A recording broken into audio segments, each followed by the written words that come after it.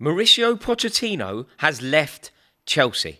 The timing of this is ludicrous, and I think it is the perfect demonstration as to how dangerous these new owners are. It is a real worry what is going on at Chelsea, and so many people talking about this. I've received so many text messages already of people saying that this is senseless. They can't find a reason as to how this makes any sense. They're constantly saying things to me like, you finished sixth, you made a cup final, you're on excellent form. You won 5 in a row. How can sacking the manager now make any sense? And I tell you what, it makes so much sense. And that is why it is such a worry. Not only for Chelsea Football Club, not only for the fans of Chelsea Football Club, but also for the Premier League. There is something going on here that I'm going to come on to that is so clear, it is so transparent, and it is so dangerous and troubling for everyone involved in the Premier League. This is a heartbreaker for Chelsea, not because of Pochettino. I never really liked Pochettino. I never really wanted him employed by the club. I never really warmed to him. But what this tells us about the direction that Chelsea Football Club are going in is really worrying. We are a team in chaos. We are one of the most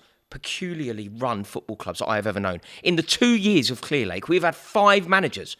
Chelsea Football Club have had 5 managers in 2 years. How is that even possible? How does that make any sense? And I'm sure that when most people talk about their football club, regardless of who you support, I'm sure that you probably think, or at least have said the sentence, my football club are one of the most wild football clubs in the world. My football club are crazy. I think Chelsea fans are legitimately allowed to say that. We are a basket case of a football club. We are completely incomparable to anything else that's going on. We are truly insane. Now, look, I think it's important for me to establish and acknowledge that I never liked Pochettino. He is far too Tottenham for my tastes. I was never in favour of his appointment, and I certainly wanted him sacked. Off the back of that Arsenal game, I actually think he could have been sacked at half-time. It was one of the most embarrassed I've ever been, but he turned it around. It's as if he had an awakening, and the players and him took some responsibility, and they have turned it around. We have qualified for Europe. We finished 6th in the league, and ultimately I was feeling quite upbeat about the new season. I also, and this is crucial, trust his valuation of the players far more than I do any venture capitalist sitting in our boardroom. So then we have to explore, how does this possibly make sense? How does sacking Mauricio Pochettino now, on this level, with everything considered, off the back of a 6th place finish, make sense? There is only one reason as to why we can explore this through the lens of rationality, and that is ideology. It's the only thing. The only thing that makes this make any sense is that Mauricio Pochettino's ideology, his approach to football, what he is trying to do to Chelsea Football Club doesn't align with the ideals and the principles of our owners. That's the only thing. And now this is where it gets really worrying, because you start thinking about the players that were most useful to Mauricio Pochettino this year. For example, Conor Gallagher. Conor Gallagher has played more games for Chelsea than any other player this year.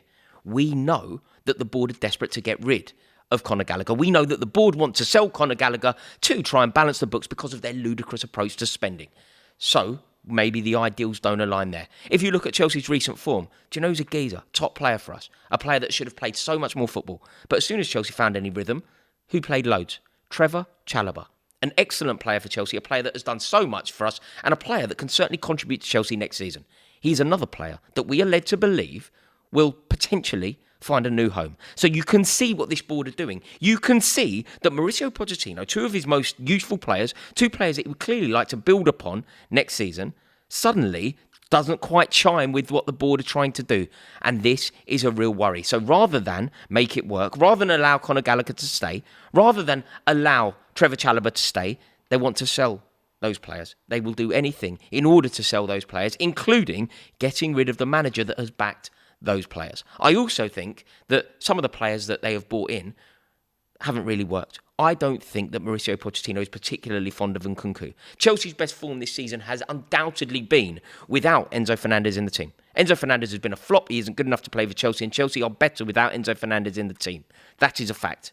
Suddenly, Mauricio Pochettino is sacked. Mauricio Pochettino is composing a team that is starting to look like a solid unit, a team that is capable of qualifying for the European Cup next year. But there are key attributes to that team. Conor Gallagher is one of them. Trevor Chalobah is another one. Enzo Fernandez is not part of that. I don't think Mudryk is necessarily part of that. I don't think he's part of the template. I'm not necessarily sure that Nicholas Jackson will feature as a centre-forward if Pochettino has his way. Maybe he will look to sign a player in that position. So suddenly the ideals of the manager do not align with the ideals of the club. And basically what the club are telling us by sacking Mauricio Pochettino is that nobody will stand in the way of the vision of Winstanley and Stewart. Winstanley and Stewart, everybody will have to make way. Get out the way for Winstanley and Stewart. Get out the way for Clearlake. Get out the way for Todd Boehly, trying to extract as much money out of the club as possible. That is clearly what is going on here. That is clearly the message. So we are now searching for a manager in what will probably go down as the worst summer ever to be looking for a manager. When you look at some of the rigmarole that some bigger clubs than Chelsea have had this summer, some really sought-after jobs are very difficult to fill.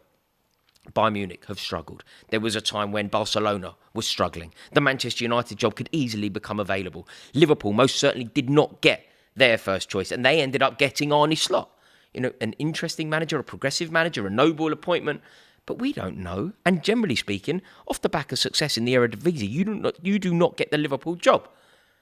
So we know it's a really difficult time to appoint a new manager. Now, Chelsea are in a situation where we have to appoint a new manager this summer.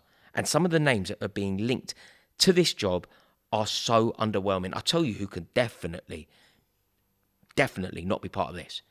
Roberto De Zerbi. I do not want to see his name mentioned with this at all. And I've seen Kieran McKenna's name mentioned here. Now, this is outrageously troubling. This is so problematic. I do not believe that we are literally talking about Mauricio Pochettino leaving Chelsea off the back of what he's done at the club and appointing Kieran McKenna. Like, this isn't me, by the way. This isn't hyperbole. This is a genuine possibility that Chelsea are going to replace Mauricio Pochettino with Kieran McKenna. Kieran McKenna has done remarkable things at Ipswich, in League One, and then in the Championship. He has no Premier League experience. And whilst I like him, whilst I am impressed by what he's done, I think it is just truly ridiculous. Truly ridiculous that we can even be considering appointing somebody like Kieran McKenna. So I am now really worried because we are going through managers at a rate. 5 managers have been in charge, 3 of them on a permanent basis at Chelsea since Clearlake came in. And they are clearly doing anything that they want in order to make sure that their vision is adhered to. So we're going to end up with a yes man. That is the way that this is going to work. They're talking about Enzo Maresca. Again, fairly underwhelming. And if you look at what he's achieved at Leicester, what's in it for him? What is in it for him? To come and work for these lunatics at Stamford Bridge, it just doesn't feel like a decent appointment to me. So I don't know where we're going to go from here. What I think I'm going to do is I'm going to go and see my dear mate Adi Oladipo, and we're going to do a video where we really drill down into this. But my first thoughts here are just one of dismay. We are all over the place. The video that I do with Addy will be out tomorrow. We're going to look at the possible replacements. We're going to speak about potentially Stuttgart's manager, Girona's manager. But how underwhelming is this? How ridiculous is this? Overall, I just think it just reveals to us that the board at Chelsea are totally focused on one thing and one thing only, and that is profiteering. We're all over the place. I'm not sad to see Pochettino go. I'm just sad to see the state of Chelsea Football Club. And do you know what? On some level, I am actually grateful to Mauricio Pochettino working in that circumstance, taking Chelsea to 6th in the league. He'll never be a Chelsea man in my book, but he did a good job. Let me know your thoughts in the comments below. Shambolic. Really, really shambolic. In a bit.